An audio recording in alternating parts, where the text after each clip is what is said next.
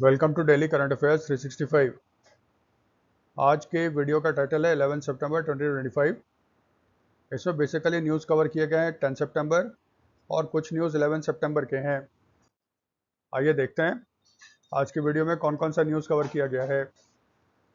All India institute of medical science Delhi ने एक programme launch किया जिसका नाम रखा है नेवर अलोन। इसका मेन मकसद क्या है? मेंटल हेल्थ के बारे में अवेयरनेस को बढ़ाना और स्टूडेंट सुसाइड को भारत में रोकना। फिर cabinet committee on economic affairs ने भागलपुर दुमका रामपुर हाट रेलवे लाइन है, उस लाइन को डबल करने की मंजूरी दे दी है। नॉर्वे में आपका पार्लियामेंट्री इलेक्शन हुआ था और पार्लियामेंट का जो अभी प्राइम मिनिस्टर हैं जोनास गार स्ट्योरे, इनकी जो कोalition गवर्नमेंट थी उसको फिर से मेजोरिटी में आ गया और फिर से ये प्राइम मिनिस्टर बन जाएंगे। लोकसभा के स्पीकर जो है ओम बिरला, उन्होंने इनॉग्रेट किया, आज करेंगे 11 तारीख को। 11th conference of the Commonwealth parliamentary association India region in Bengaluru. Patna में national conference on holistic development of districts आयोजित किया जा रहा है। भारत सरकार का जो ट्राइबल अफेयर्स मिनिस्ट्री है उसने वर्ल्ड का पहला डिजिटल ट्राइबल यूनिवर्सिटी आदि संस्कृति का बीटा वर्जन लॉन्च किया है। अटल इनोवेशन सेंटर का पहला overseas centre IIT Delhi Abu Dhabi campus में इनॉग्रेट किया गया है। और हिंदुस्तान एरोनॉटिक्स लिमिटेड जो अभी तक डिफेंस के लिए मिग, सुकोई, तेजस फाइटर एयरक्राफ्ट बनाता था, वो अब इसरो द्वारा develop small satellite launch vehicle rockets को भी बनाएगा।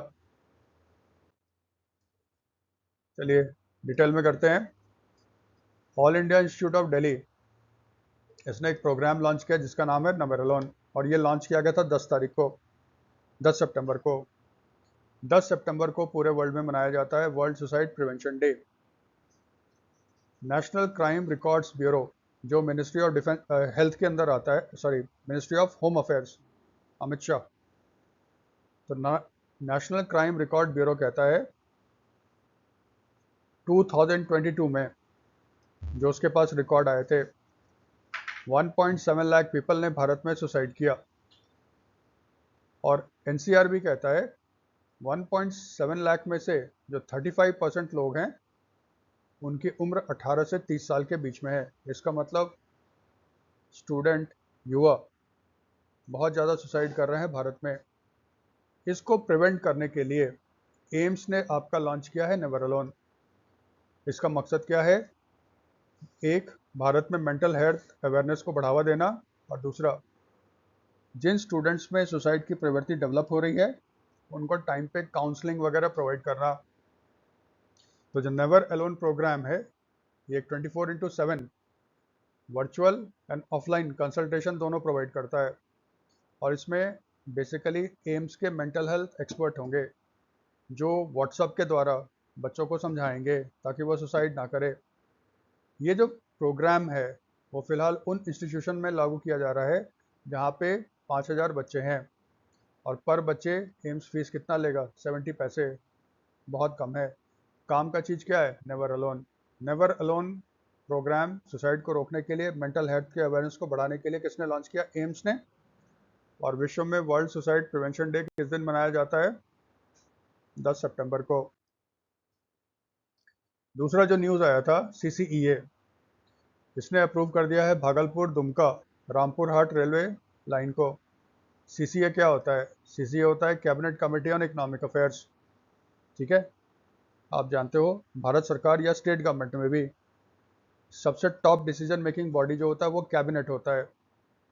एक तो आप जानते हो काउंसिल ऑफ मिनिस्टर्स होता है, मंत्रिपरिषद होता है जिसके हेड होते हैं भारत में प्राइम मिनिस्टर और स्टेट में चले जाओ तो सीएम होते हैं। 60-70 मिनिस्टर होते हैं उसमें भारत सरकार के। सभी मिनिस्टर के साथ बैठ के बातचीत तो नहीं किया जा सकता, इसीलिए उसमें से कुछ मिनिस्टर्स को कैबिनेट का रैंक दिया जाता है। ये सबसे इंपॉर्टेंट मिनिस्टर्स होते हैं। भारत सरकार का सर्वोच्च डिसीजन मेकिंग बॉडी कैबिनेट होता है, लेकिन कैबिनेट में भी 30-35 मेंबर्स हो जाते हैं। इसीलिए गवर्नमेंट ने क्या किया है, उसमें भी सब कमिटीज़ बना दी है। एक सब कमेटी हो गया cabinet committee on economic affairs, नाम से ही लगता है किसके बारे में बात करेंगे, इकोनॉमिक इश्यूज के बारे में। तो इसका मतलब जब भी कोई इकोनॉमिक इश्यूज आपका डिस्कस किया जा रहा है तो उससे संबंधित जो डिपार्ट मिनिस्टर होंगे वही इस मीटिंग में आएंगे।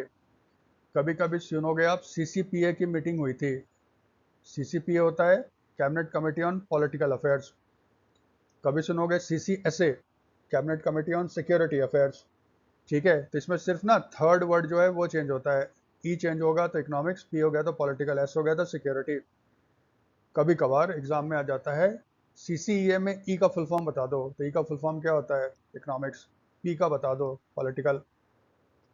हमेशा याद रखना, काउंसिल ऑफ मिनिस्टर हो, कैबिनेट हो या कैबिनेट सब कमेटी हो, उसको मीटिंग को हमेशा चेयर जो होगा वो प्रधानमंत्री करेंगे।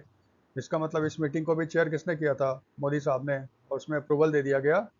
जो भागलपुर दुमका रामपुर हाट सिंगल रेलवे लाइन है इसको डबल किया जाएगा। तो इसका लेंथ कितना होगा, 177 किलोमीटर्स, और कॉस्ट है लगभग 3169 करोड़, 3169 करोड़।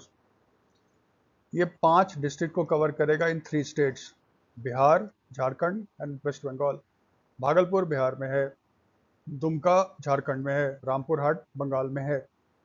ठीक है, ये जो एरिया है ना बिहार झारखंड वेस्ट बंगाल, आप देखो झारखंड और वेस्ट बंगाल, ठीक है, मिनरल रिच है, कोयला वगैरह मिलता है यहाँ पे। इस रूट पे मालगाड़ी बहुत चलती है, जैसे फ्रेट, फ्रेट ट्रेन बोलते हैं मालगाड़ी को। गवर्नमेंट कह रहा है लाइन के डबलिंग होने से इस रूट पे हर साल extra 15 million turns per annum freight का ट्रांसपोर्टेशन होगा, माल ढुलाई होगी। और बेसिकली माल ढुलाई किस चीज़ की होती है, कोल की, सीमेंट की, फर्टिलाइजर्स की, ब्रिक्स की, स्टोन्स की होती है। इस तरह के क्वेश्चन से भी अब आने लगे हैं। जैसे पूछेगा भागलपुर दुमका रामपुर हाट किन किन स्टेट से होकर गुजरती है, झारखंड, वेस्ट बंगाल, बिहार। फिर पूछ लेगा इसकी किलोमीटर कितनी है, 177 किलोमीटर्स, कॉस्ट कितना आएगा, 3169 करोड़। इसको थोड़ा याद रखिएगा। सीसीपीए का फुल फॉर्म, सीसीए का फुल फॉर्म, सीसीएसए का फुल फॉर्म वो भी रहेगा। Next, Norwegian prime minister Jonas Gahr Store wins a second term in office. 8 सितंबर 2025 को नॉर्वे में आपका पार्लियामेंट्री इलेक्शन हुआ था। ठीक है, और इसका रिजल्ट आया है कल 10 तारीख को।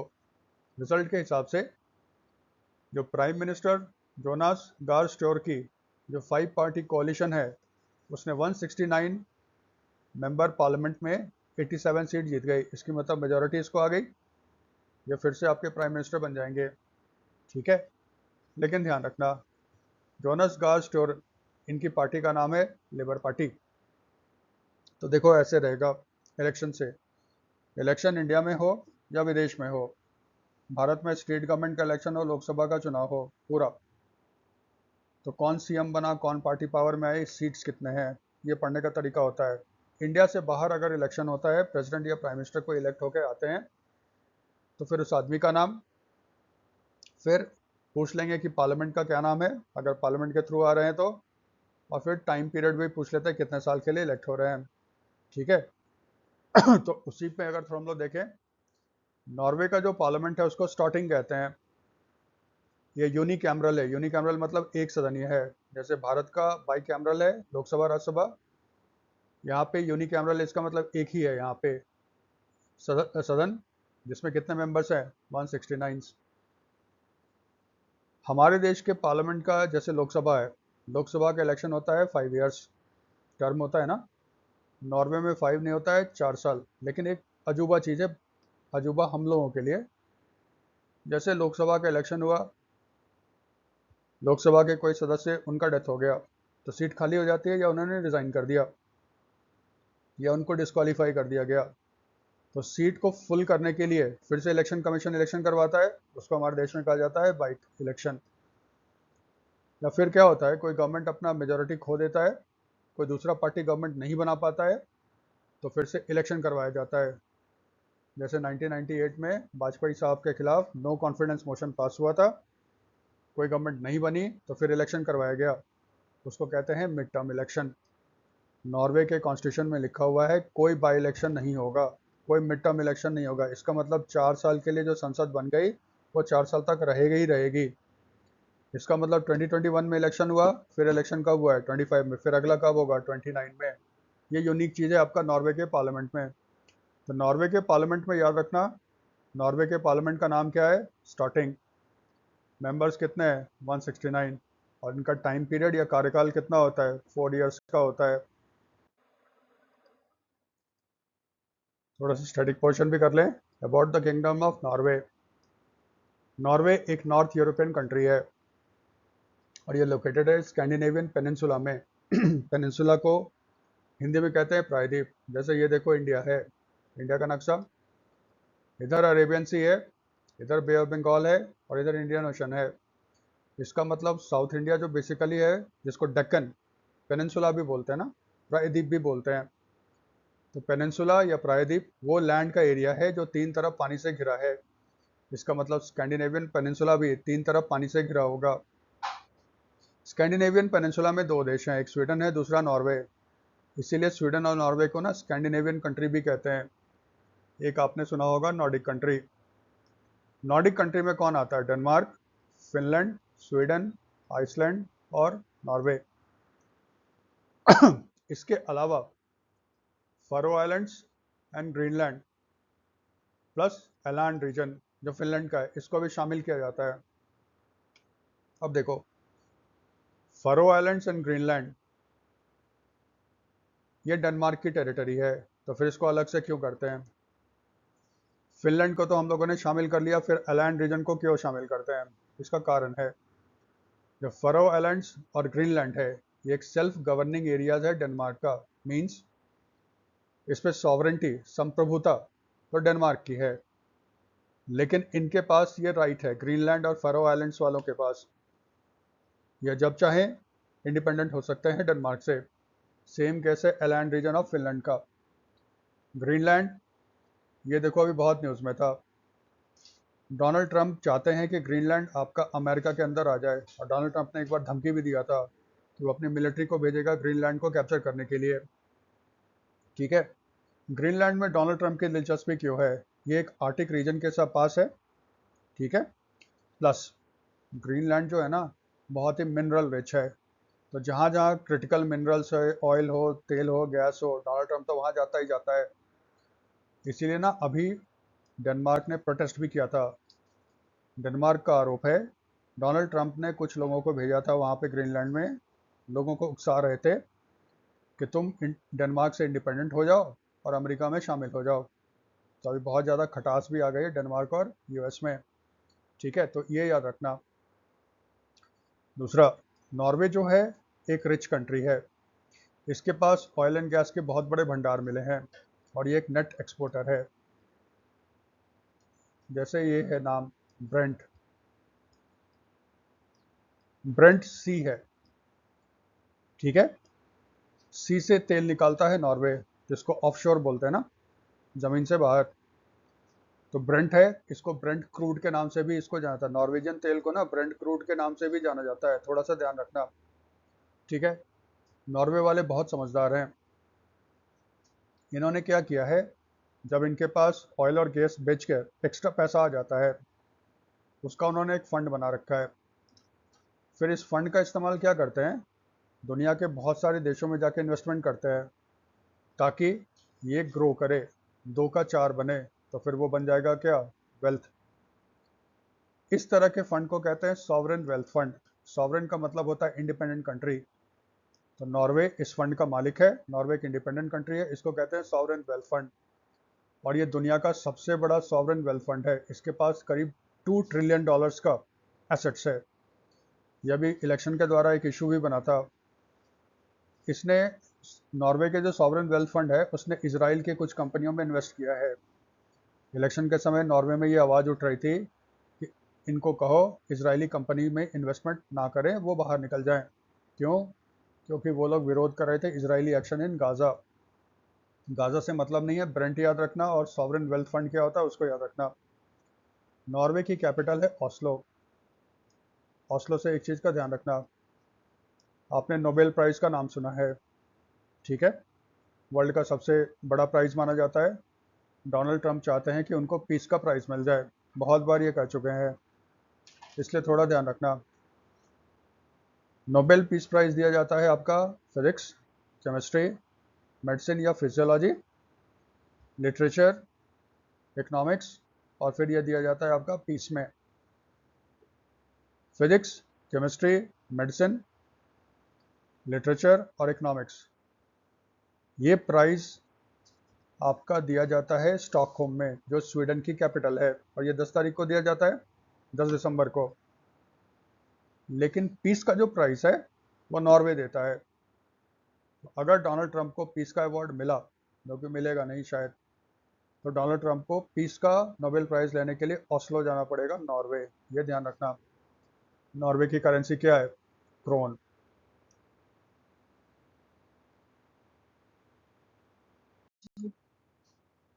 नेक्स्ट न्यूज है, लोकसभा स्पीकर ओम बिरला आज वो इनॉग्रेट करेंगे 11th conference of the Commonwealth parliamentary association. ठीक है, Lok Sabha speaker Om Birla inaugurated the 11th conference of the Commonwealth parliamentary association India region 11 सितंबर। ये इनॉग्रेशन उन्होंने कहाँ किया? बेंगलुरु में, विधान सौधा में। विधान सौधा क्या है? देखो, भारत में जितने भी स्टेट हैं सबकी अपनी विधानसभा है, लेजिस्लेटिव असेंबली है। हिंदी में लेजिस्लेटिव असेंबली को कहते हैं विधानसभा, लेकिन कर्नाटका में इनका नाम है विधान सौधा। तो ये लेजिस्लेटिव असेंबली ही है, विधानसभा है वहाँ की, बेंगलुरु में। वहाँ पे ये 3 दिन चलेगा कॉन्फ्रेंस। ठीक है, तो इसको होस्ट किसने किया है? ऑब्वियसली बेंगलुरु में हो रहा है, विधानसभा में हो रहा है, तो कर्नाटका लेजिस्लेटिव असेंबली किया है। यहाँ जब बैठेंगे तो कुछ थीम होगा, टॉपिक होगा, तो किस पे डिस्कशन होगा?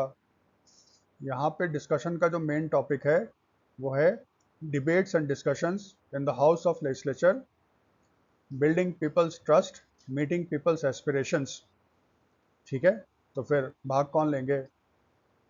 हमारे देश में 28 स्टेट्स हैं, हर स्टेट का अपना लेजिस्लेटिव असेंबली होता है, और कुछ स्टेट्स हैं जहाँ पे लेजिस्लेटिव काउंसिल, विधान परिषद होता है। विधानसभा के अध्यक्ष होते हैं स्पीकर, विधान परिषद या स्टेट काउंसिल के होते हैं चेयरपर्सन। ठीक है, सभापति। तो जहाँ जहाँ काउंसिल है वहाँ के चेयरपर्सन भी आएंगे। 3 यूनियन टेरिटरी है भारत, दिल्ली में, इंडिया में, दिल्ली, पुडुचेरी एंड जम्मू कश्मीर। इनके अपने लेजिस्लेटिव असेंबली हैं, इनके स्पीकर भी इसमें पार्टिसिपेट करेंगे। ठीक है, अब थोड़ा जान लो Commonwealth parliamentary association India region के बारे में। कॉमनवेल्थ, कॉमनवेल्थ बेसिकली क्या है?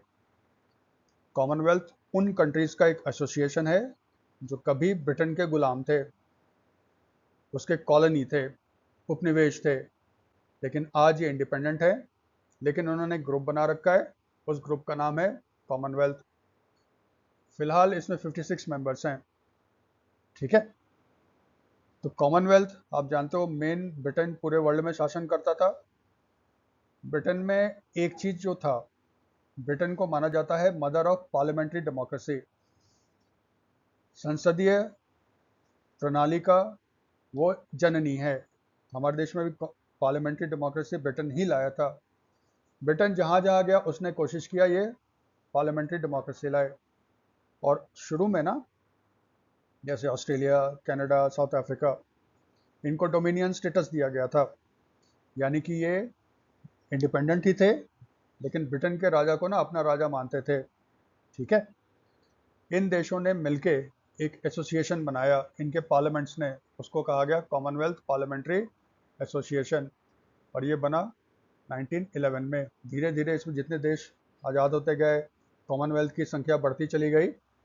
तो 56 में से 53, यानी कि 3 देश अभी भी, उनके जो पार्लियामेंट वगैरह हैं वो मेंबर है कॉमनवेल्थ पार्लियामेंट्री एसोसिएशन के। ठीक है, फिर कॉमनवेल्थ पार्लियामेंट्री एसोसिएशन ने क्या किया है, हर देश में जहाँ जहाँ उसके मेंबर हैं वहाँ पे उसने एक अलग संस्था बना रखी है। जैसे भारत है, तो भारत में उसका नाम है Commonwealth parliamentary association India reason.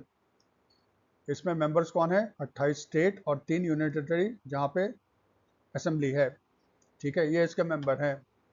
हमेशा याद रखना, Commonwealth parliamentary association India region के चेयरपर्सन होंगे लोकसभा के स्पीकर। तो फिलहाल लोकसभा के स्पीकर कौन है? ओम बिरला। इसीलिए देखो, कर्नाटका में जो आपका कॉन्फ्रेंस हो रहा है उसका इनाग्रेशन भी बिरला साहब ने किया, और 13 को जब इसका एंड होगा तो वैलिडेटरी यानी कि समापन भाषण भी जो होगा वो ओम बिरला देंगे, और कर्नाटका के जो गवर्नर है गहलोत साहब वो देंगे, ठीक है। फिर नेक्स्ट न्यूज़ है national conference on holistic development of districts, Patna, Bihar का कैपिटल, ये 2 दिन यानी 11 और 12 सितंबर को होस्ट कर रहा है national conference on holistic development of districts. तो फिर ऑर्गेनाइज किसने किया है? इसको ऑर्गेनाइज किया है department of administrative reforms and public grievances, DARPG। ये मिनिस्ट्री ऑफ पर्सनल के अंदर आता है, भारत सरकार, ठीक है। तो department of administrative reforms and public grievances, government of India, उसने गवर्नमेंट ऑफ बिहार के साथ मिलके national conference on holistic development of districts को ऑर्गेनाइज किया है। तो फिर इनाग्रेशन किसने किया? इसका इनाग्रेशन जॉइंटली किया गया है बाय डॉक्टर जितेंद्र सिंह, जो मिनिस्टर हैं भारत सरकार के, minister of state for personnel public grievances and pension, जिसके अंदर आता है department of administrative reforms and public grievances. और डॉक्टर जितेंद्र सिंह के साथ साथ इसका इनाग्रेशन किसने किया? नीतीश कुमार ने। नीतीश कुमार जो बिहार के CM हैं, ठीक है। तो कॉन्फ्रेंस करेगा क्या? भारत सरकार ने एक अवार्ड बना रखा है, prime ministers award for excellence in public administration. Bharat सरकार के 1000 प्रोग्राम हैं, इनको लागू किया जाता है। तो फिर जो डिस्ट्रिक्ट सबसे अच्छा परफॉर्म करता है इसको लागू करने में, उसको ये अवार्ड दिए जाते हैं। बहुत सारे कैटेगरी है। तो इस कॉन्फ्रेंस में ना वो डिस्ट्रिक्ट वाले आएंगे, वो प्रेजेंट करेंगे कि हम लोगों ने क्या क्या किया ताकि हमारा परफॉर्मेंस अच्छा होगा, इससे दूसरे लोग सीखेंगे। यही बेसिकली इसका मकसद है, ठीक है। इसीलिए देखो, इसमें पार्टिसिपेट करने वाले कौन है? सीनियर एडमिनिस्ट्रेटर्स, एक्सपर्ट्स, और जो पब्लिक एडमिनिस्ट्रेशन के प्रैक्टिशनर्स हैं उनको यहाँ पे बुलाया गया है। हमेशा रखना, इस तरह का जो कॉन्फ्रेंस होता है, समिट वगैरह होता है, पढ़ने का तरीका क्या होता है? ये कहाँ पे हुआ? पटना। ऑर्गेनाइजर कौन थे? इनाग्रेशन किसने किया? और अगर इसका थीम वगैरह है तो थीम याद कर लेते हैं। नेक्स्ट देखो, जो ट्राइबल अफेयर्स मिनिस्ट्री है उसने लॉन्च किया है दुनिया का पहला डिजिटल ट्राइबल यूनिवर्सिटी, जिसका नाम है आदि संस्कृति। ये देखो क्लू है आदि। आदि का मतलब होता है पुराना। तो भारत में जब किसी व्यक्ति के लिए आदि शब्द इस्तेमाल करते हैं ना, ग्रुप के लिए, तो वो बेसिकली आदिवासी, वनवासी भी कहते हैं, या मॉडर्न टर्म है शेड्यूल्ड ट्राइब्स।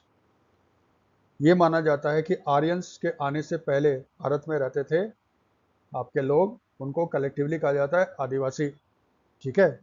इसका मतलब ये जो आपका आदि संस्कृति का मतलब ये है किससे रिलेटेड होगा? ट्राइब से रिलेटेड होगा। तो न्यूज़ क्या कहता है? दुनिया का पहला डिजिटल ट्राइबल यूनिवर्सिटी आदि संस्कृति, ये बेसिकली एक प्लेटफॉर्म है, ऑनलाइन प्लेटफॉर्म है। इसका बीटा वर्जन, इसका मतलब अभी ये पूरी तरह से तैयार नहीं हुआ है, टेस्ट फेज में ही है।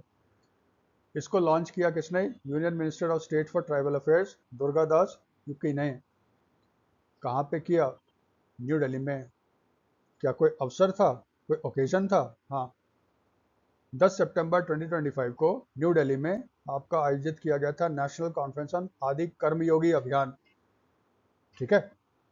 उसी कॉन्फ्रेंस में दुर्गादास जी ने दुनिया का पहला डिजिटल ट्राइबल यूनिवर्सिटी आदि संस्कृति को लॉन्च किया। तो फिर ये आदि संस्कृति है क्या? इसका देखो 2 मकसद है।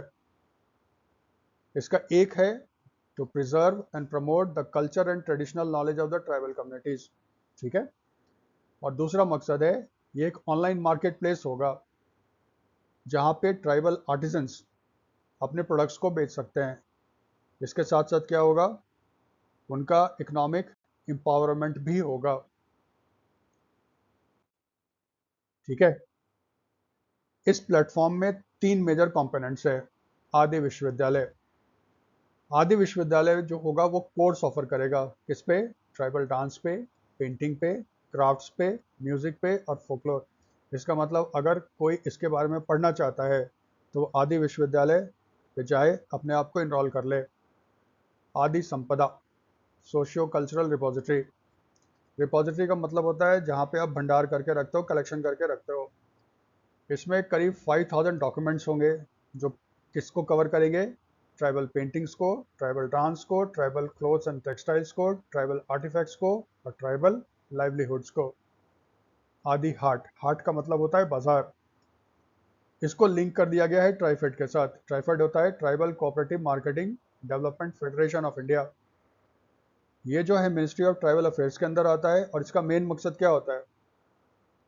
भारत में जो ट्राइबल जो सामान बनाते हैं, जैसे वो लकड़ी के, बांस के वगैरह, उनको इनकरेज किया जाए, उनको संगठित किया जाए और उनको एक मार्केट प्रोवाइड किया जाए, मार्केटिंग फैसिलिटी प्रोवाइड किया जाए, ताकि उनके सामान को बाहर बेचा जा सके। बाहर मतलब इंडिया के अंदर ही भी फिलहाल बेचा जा सके।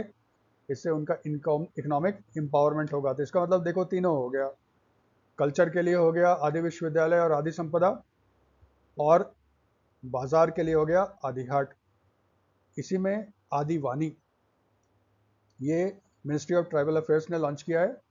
ये इंडिया का पहला artificial intelligence powered translation platform है फॉर ट्राइबल लैंग्वेज। इसका डिटेल कवरेज है आपका 1 सितंबर के वीडियो में, आप काइंडली उसको देख लो। फिर अटल इनोवेशन सेंटर का पहला ओवरसीज ब्रांच या सेंटर इनॉग्रेट किया गया है आईआईटी दिल्ली के अबू धाबी कैंपस में। अबू धाबी ये है यूनाइटेड अरब अमीरात में। ऐसे याद रखना, यूनाइटेड अरब अमीरात 7 अमीरात का एक समूह है, एक फेडरेशन है, जिसमें सबसे इंपॉर्टेंट, सबसे पावरफुल पावरफुल अबू धाबी है। आप सुनते हो ना, दुबई, शारजा, ये सब यूएई का पार्ट है। बहुत लोग सोचते हैं ना यूएई का कैपिटल दुबई है, नहीं, यूएई का कैपिटल जो है अबू धाबी है। ठीक है। यूएई गए हुए हैं union education minister Dharmendra Pradhan. वो आईआईटी दिल्ली के कैंपस में गए थे जो अबू धाबी में है, और वहीं पे उन्होंने इनॉग्रेशन किया है अटल इनोवेशन सेंटर का। ये भारत से बाहर पहला इनोवेशन सेंटर है, अटल इनोवेशन सेंटर का सेंटर है। ठीक है। अभी यूएई के डिप्टी प्राइम मिनिस्टर इंडिया आए थे और उस समय एग्रीमेंट हुआ था, जो Indian institute of management IIM Ahmedabad और Indian institute of foreign trade IIFT Delhi, ये अपना ओवरसीज कैंपस खोलेंगे दुबई में। ठीक है। तो इसको भी थोड़ा याद रखना, ये दुबई में। अब आईआईटी का आ रहा है तो पहले आईआईटी के बारे में जान लो। आईआईटी होता है इंडियन इंस्टीट्यूट ऑफ टेक्नोलॉजी। फिलहाल इंडिया में 23 आईआईटीज हैं, और जो पहला आईआईटी सेटअप हुआ था वो होता खड़गपुर, वेस्ट बंगाल में। पहला आईआईटी जिसने इंडिया से बाहर अपना कैंपस स्टैब्लिश किया है वो है आपका आईआईटी मद्रास। इसने अपना एक कैंपस स्टार्ट किया है ज़ांज़ीबार, तंजानिया में। ठीक है। तो अगर ध्यान रखना, पहला ओवरसीज आईआईटी का कैंपस है वो आईआईटी मद्रास का है ज़ांज़ीबार में। सेकंड पे आता है आईआईटी दिल्ली, जिसने अपना कैंपस खोला है अबू धाबी में। ठीक है। थोड़ा अटल इनोवेशन मिशन के बारे में जान लें। अटल इनोवेशन मिशन जो है ये ऑटोनमस बॉडी है अंडर नीति आयोग। नीति आयोग क्या है? National institution for transforming India. आप जानते हो 1950 में बना था आपका प्लानिंग कमीशन। फिर 2014 में नरेंद्र मोदी की गवर्नमेंट आई, उसने प्लानिंग कमीशन को ख़त्म कर दिया, और 1 जनवरी 2015 से प्लानिंग कमीशन के जगह पे आपका आ गया है नीति आयोग। ठीक है। नीति आयोग के अंदर एक ऑटोनमस बॉडी है, उसका नाम है अटल इनोवेशन मिशन। इसको लॉन्च किया गया था 2016 में। तो फिर इसका उद्देश्य क्या है? To promote a culture of innovation and entrepreneurship in the country. ठीक है। भारत में इनोवेशन के कल्चर को बढ़ावा दिया जाए और बिजनेस करने के इसको भी बढ़ावा दिया जाए। हमेशा याद रखना, अमेरिका अमेरिका की सबसे बड़ी शक्ति क्या है? वो उसका मिलिट्री नहीं है। ठीक है। अमेरिका की सबसे बड़ी शक्ति जो है ना, इनोवेशन, एंटरप्रेन्योरशिप। आप टेक कंपनी को देख लो, सारे के सारे आपके यूएस के हैं। ये tech company basically best example है किसका? इनोवेशन का, नवाचार का। और बिजनेस भी मॉडल है अमेरिका का। यही अमेरिका को ग्रेट बनाता है। यही काम चाइना कर रहा है। आज देखो चाइना अमेरिका को टक्कर दे रहा है, क्योंकि चाइना में भी उन्होंने डेवलप किया है कल्चर ऑफ इनोवेशन और एंटरप्रेन्योरशिप। भारत सरकार चाहता है, अगर भारत को विकसित होना है, वर्ल्ड की एक टॉप इकॉनमी बननी है, तो भारत में भी एक इनोवेशन का कल्चर होना चाहिए। लोगों को प्रेरित किया जाए, इनोवेट करो, जुगाड़ छोड़ो, इनोवेट करो। और भारत में भी उद्यमिता, एंटरप्रेन्योरशिप को बढ़ावा देना है। इसी के लिए लाया गया था आपका अटल इनोवेशन मिशन। और इसी का आगे वाला पार्ट है startup India, stand up India, सब इसी का पार्ट है। तो अटल इनोवेशन मिशन ने क्या किया है? स्कूल में ही बच्चे को टारगेट करो, इनोवेशन का जो बीज है उनके दिमाग में डालो। तो अटल इनोवेशन मिशन ने लॉन्च किया है अटल टिंकरिंग लैब, लेबोरेटरी है। तो भारत में 6 से 12 तक के जो बच्चे हैं स्कूल के, उन स्कूल में अटल टिंकरिंग लैब खोला गया है। 6 से 12 तक के बच्चे को कहा जाता है, आप आओ यहाँ पे, एक्सपेरिमेंट करो, नए नए प्रॉब्लम्स दिए जाएंगे, उसका इनोवेटिव सोल्यूशन निकालो, ताकि आप में बचपन से ही इनोवेट करने का कल्चर आ जाए। ये आपका अटल इनोवेशन मिशन और ये आपका अटल टिंकरिंग लैब प्रोग्राम। फिर हिंदुस्तान एरोनॉटिक्स, ये प्रोड्यूस करेगा small satellite launch vehicle rockets, SSLV, जिसको डेवलप किया है किसने? इसरो ने। तो न्यूज़ क्या आया था? ISRO, Indian Space Research Organisation, full form अभी भी पूछ लेता है, has signed an agreement with the Hindustan Aeronautics Limited, full form, to transfer the technology to produce ISRO developed SSLV, small satellite launch vehicle। 3 full form है यहाँ पे, इसरो, हाल और SSLV, 3 full form याद रखिएगा। ये जब एग्रीमेंट किया गया था तो इनस्पेस और NSIL, इनके लोग भी वहाँ पे उपस्थित थे। इसके बारे में अभी डिस्कस करेंगे, ठीक है। देखो, इसरो रॉकेट छोड़ता है और इसरो के पास एक रॉकेट है PSLV और एक है GSLV। GSLV के बहुत सारे वेरिएंट हैं। PSLV होता है पोलर सैटेलाइट लॉन्च व्हीकल, ध्रुवीय पोलर सैटेलाइट लॉन्च व्हीकल, और GSLV होता है जियो stationery launch vehicle. Heavier satellites को अगर लॉन्च करना है 2000-2500 किलोग्राम या उससे ज़्यादा, तो GSLV का इस्तेमाल होता है। उससे कम का करना है तो PSLV, ठीक है। याद रखना, वर्ल्ड में स्पेस एक बहुत बड़ा मार्केट है। आज पूरा कम्युनिकेशन सैटेलाइट बेस्ड होता है। बहुत सारे लोग हैं, कंपनियां हैं जो चाहती है कि छोटे छोटे सैटेलाइट उसके होने चाहिए, लेकिन सबके पास सैटेलाइट लॉन्च करने की कैपेबिलिटी नहीं है। विश्व में गिने चुने लोग हैं, एक अमेरिका है, एक आपका यूरोपियन यूनियन है, ठीक है, एक यूरोपियन स्पेस एजेंसी है, एक रशिया है, एक चाइना है, जापान है। इनके पास एक डेवलप्ड स्पेस कैपेबिलिटी है, लेकिन कोई चीन और रशिया नहीं जाएगा सैटेलाइट लॉन्च करने के लिए, कोई भी वेस्टर्न कंपनी। तो उनको मार्केट चाहिए, उनको एक ऐसा बंदा चाहिए जो उनके सैटेलाइट को लॉन्च कर सके। इनके छोटे सैटेलाइट होते हैं, PSLV से लॉन्च करने में दिक्कत होती है क्योंकि कॉस्ट बढ़ जाता है। भारत में इसरो का सबसे बड़ा USP क्या है? रिलायबल टेक्नोलॉजी है और बहुत कम दाम पे ये सैटेलाइट लॉन्च करता है। तो इस तरह के छोटे सैटेलाइट मार्केट को कैप्चर करने के लिए इसरो ने डेवलप किया है एक रॉकेट जिसका नाम रखा है स्मॉल सैटेलाइट लॉन्च व्हीकल, ठीक है। अब देखो, आप ये भी सुनते हो PSLV लॉन्च हुआ, GSLV लॉन्च हुआ, और उसमें हमेशा आएगा ये लॉन्च हुआ कहाँ पे? Satish Dhawan space centre, Sriharikota, Andhra Pradesh. 1973 में इसरो का श्रीहरिकोटा स्पेसपोर्ट वहाँ उसको कहते हैं जहाँ से सैटेलाइट लॉन्च किया जाता है रॉकेट के द्वारा, ऑपरेशनल हो गया था। लेकिन क्योंकि SSLV को भी टारगेट करना है, इसके लिए भारत सरकार ने इसरो को परमिशन दिया है कि वो अपना दूसरा रॉकेट लॉन्च सेंटर बनाए। ये रॉकेट लॉन्च सेंटर जो है वो बन रहा है कुलाशेखर पत्तिनम, तमिलनाडु में। यहाँ से सिर्फ और सिर्फ SSLV रॉकेट लॉन्च किए जाएंगे। तो कुलाशेखर पत्तिनम, तमिलनाडु, ये याद रखना। और श्रीहरिकोटा तो जानते हो, PSLV जानते हो, PSLV full form polar satellite launch vehicle, GSLV geostationary satellite launch vehicle. ठीक है, अब थोड़ा सा इसका बैकग्राउंड जान लें। ISRO and its role. 15 अगस्त 1969 को गवर्नमेंट ऑफ इंडिया ने सेटअप किया इंडियन स्पेस रिसर्च ऑर्गेनाइजेशन। ठीक है, आप जानते हो इसका हेडक्वार्टर कहाँ पे है? बेंगलुरु, कर्नाटका। इसके फर्स्ट अध्यक्ष थे डॉक्टर विक्रम साराभाई।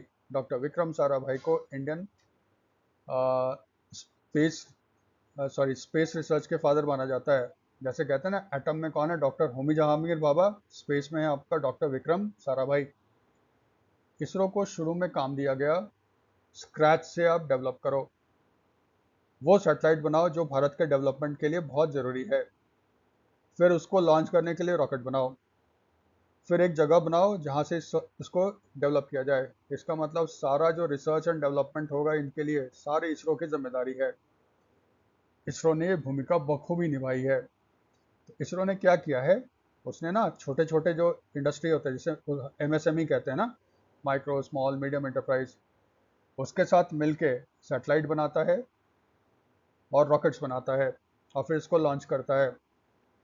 ये सारा काम इसरो करता है। फिर आपका आया 2020। 2014 में नरेंद्र मोदी की गवर्नमेंट आई। नरेंद्र मोदी गवर्नमेंट चाहता है कि इंडिया वर्ल्ड का एक स्पेस पावर बने, और कमर्शियल एंगल है। वर्ल्ड का जो स्पेस मार्केट है उसका एक बहुत बड़ा हिस्सा भारत के पास आना चाहिए। इसलिए उसने कहा कि इसमें सिर्फ पब्लिक सेक्टर से काम नहीं चलेगा, इसमें प्राइवेट सेक्टर को भी लाना चाहिए। इसीलिए 2020 में मोदी गवर्नमेंट ने क्या किया, जो भारत में स्पेस सेक्टर है, जो पहले पब्लिक सेक्टर के लिए रिजर्व था, यानी कि इसरो के लिए रिजर्व था, उसको ओपन कर दिया। अब प्राइवेट सेक्टर वाले भी इसमें आ सकते हैं, आ भी रहे हैं। फिर ये काम कैसे होगा, कैसे प्राइवेट सेक्टर के साथ आपका लाइजनिंग होगा? इसके लिए गवर्नमेंट ने 2 और इंस्टीट्यूशन सेटअप किए, कंपनी। एक है Indian National Space Promotion Authorisation Centre, in space. दूसरा बनाया new space India limited, NSIL। In space और NSIL ये भी डिपार्टमेंट ऑफ स्पेस के अंदर आते हैं, और दोनों ओनर कौन है? Government of India. जैसे इसरो भी डिपार्टमेंट ऑफ स्पेस के अंदर आता है, गवर्नमेंट ऑफ इंडिया के अंदर, तो इन स्पेस और न्यू स्पेस इंडिया लिमिटेड भी गवर्नमेंट ऑफ इंडिया के अंदर आते हैं। ठीक है, फिर मोदी गवर्नमेंट ने क्या किया, उसने इसरो का रोल डिफाइन किया। मोदी गवर्नमेंट के सामने आदर्श है नासा। नासा होता है national aeronautics and space administration. ये यूनाइटेड स्टेट्स का है, और वर्ल्ड में टॉप स्पेस एजेंसी नासा है, इस पर कोई डाउट नहीं है। नासा देखो क्या करता है, वो R&D करता है, रिसर्च एंड डेवलपमेंट करता है, टेक्नोलॉजी डेवलप करता है। फिर ना वो ये काम दे देता है आपका प्राइवेट सेक्टर को। जैसे सैटेलाइट का है, प्राइवेट सेक्टर बनाएगा, रॉकेट है, प्राइवेट सेक्टर करेगा, ह्यूमन बीइंग को स्पेस में लॉन्च करेगा, ये भी प्राइवेट सेक्टर करता है, नासा नहीं करता। जैसे आपने सुना होगा शुभांशु मिश्रा के बारे में। शुभांशु मिश्रा इंडियन एयरफोर्स के हैं, ये अभी आपके स्पेस में गए थे, और ये फर्स्ट इंडियन है जो ठहरे थे कहाँ पे? ISS, Indian international space station. ये आपका एक आर्टिफिशियल स्पेस स्टेशन है जो अर्थ का चक्कर लगाता है, यहाँ पे जाके एस्ट्रोनॉट्स वगैरह रुकते वगैरह हैं। तो पहले भारतीय जो इंटरनेशनल स्पेस स्टेशन पे गए वो थे आपके शुभांशु शुक्ला। लेकिन ये दूसरे इंडियन हैं जो स्पेस में गए हैं। फर्स्ट इंडियन कौन थे, ये आप लोग बताना। ठीक है, हम लोगों ने सुना है कि इसरो ने नासा के साथ एग्रीमेंट किया, उसके बाद शुभांशु शुक्ला जो है वो स्पेस में चले गए। एक्चुअली देखो क्या हुआ था, एग्रीमेंट तो नासा के साथ ही हुआ था, लेकिन नासा का जो मैंड मिशन होता है, ये कॉन्ट्रैक्ट उसने दे रखा है एक्सियोम कंपनी को। एक्चुअली ना इसरो ने जो पैसे दिए वो एक्सियोम को दिया था, अमेरिकन कंपनी है। एक्सियोम 4 मिशन था, वो लॉन्च हुआ। रॉकेट किसका था? एलियन मस्क की कंपनी है स्पेसएक्स। तो स्पेसएक्स का जो रॉकेट था फॉल्कन 9, ठीक है, वो यूज किया गया और ये लोग एस्ट्रोनॉट्स जो थे 4, वो एक कैप्सूल में बैठते हैं, वो ड्रैगन कैप्सूल बोलता है स्पेस एक्स, उसमें बैठ के ये स्पेस में गए थे। तो शुभांशु मिश्रा वाला कहानी याद रखना। भारत सरकार चाहता है इसरो ये रॉकेट बनाने में, सैटेलाइट बनाने के चक्कर में ना पड़े, वो सिर्फ टेक्नोलॉजी डेवलप करे और ये प्राइवेट वाले को दे दे, प्राइवेट वाले आपका ये डेवलप करेंगे। इसीलिए इसरो ने अपना टेक्नोलॉजी ट्रांसफर कर दिया है हिंदुस्तान एरोनॉटिक्स लिमिटेड को, ताकि वो SSLV रॉकेट्स बनाए। ठीक है, ये है इसरो का अब रोल। भारत सरकार ने बनाया इनस्पेस। ठीक है, ये सेटअप बना था 2020 में। ये किसके अंदर है? डिपार्टमेंट ऑफ स्पेस के अंदर। इसका हेडक्वार्टर कहाँ पे है? अहमदाबाद, गुजरात, ये याद रखना। तो फिर इसका काम क्या है? तो प्राइवेट सेक्टर डेवलप तो है नहीं भारत में, तो फिर इनको क्लोजली काम करना पड़ेगा किसके साथ? इसरो के साथ। इसरो इनका हाथ पकड़ के चलाएगा। तो इसरो और प्राइवेट सेक्टर के बीच की कड़ी कौन होगी? इनस्पेस होगी। ये फैसिलिटेट करेगा private sector participation in the space sector. इसके अलावा वो असेस करेगा कि प्राइवेट सेक्टर्स का ना डिमांड क्या है, एजुकेशनल रिसर्च इंस्टीट्यूशन का डिमांड क्या है, और इस डिमांड को किस तरह से इसरो पूरा कर सकता है। ये काम बेसिकली होता है इन स्पेस का। इसमें हेडक्वार्टर याद रखना, इनका हेडक्वार्टर है गुजरात में, अहमदाबाद में। इसी तरह है न्यू स्पेस इंडिया लिमिटेड। इसको सेटअप किया गया था 2019 में कंपनी के रूप में अंडर द कंपनीज एक्ट, और ये किसके अंदर आता है? डिपार्टमेंट ऑफ स्पेस के अंदर। एक कंपनी थी अंतरिक्ष। ठीक है, ये इसरो का मार्केटिंग विंग था। ये इसरो के प्रोडक्ट को मार्केट करता था, क्लाइंट को पकड़ के लाता था। लेकिन जब देवास मल्टीमीडिया स्कैंडल हुआ, उसके बाद गवर्नमेंट ऑफ इंडिया ने डिसाइड किया अंतरिक्ष को खत्म करो। गवर्नमेंट ऑफ इंडिया ने एक नई कंपनी बनाई, उसका नाम रखा न्यू स्पेस इंडिया लिमिटेड, और इसको बना दिया इसरो का कमर्शियल एंड मार्केटिंग विंग। यानी कि अब अंतरिक्ष वाला सारा काम जो है ना, वो NSIL करता है। तो काम में क्या है, इसरो ने क्या किया है? इसरो के जो सैटेलाइट्स हैं, इनसैट और GSAT plus remote sensing satellites, उसने धीरे धीरे ट्रांसफर करना शुरू कर दिया NSIL को। यानी कि अगर किसी को यूज़ करना है कम्युनिकेशन सैटेलाइट इसरो का, तो वो कॉन्टैक्ट किसको करेगा? NSIL को। अगर उसको रिमोट सेंसिंग सैटेलाइट यूज़ करना है इसरो का, तो वो कॉन्टैक्ट करेगा न्यू स्पेस इंडिया लिमिटेड को। इसरो ने धीरे धीरे ये सारा काम उसको दे दिया। PSLV रॉकेट वगैरह जो है, उसको भी बनाने का काम जो है न्यू स्पेस इंडिया को दे दिया गया है। ठीक है, और जो भी इसरो टेक्नोलॉजी डेवलप वगैरह करता है, वो टेक्नोलॉजी ट्रांसफ़र होता है NSIL के थ्रू। इसीलिए देखो, जब हिंदुस्तान एरोनॉटिक्स लिमिटेड के साथ समझौता हो रहा था, तो उसमें इनस्पेस और NSIL दोनों उपस्थित थे, क्योंकि इनके बगैर ये समझौता हो नहीं सकता। तो न्यू स्पेस इंडिया लिमिटेड, इसका हेडक्वार्टर कहाँ पे है? बेंगलुरु में है। ये इसमें याद रखिएगा।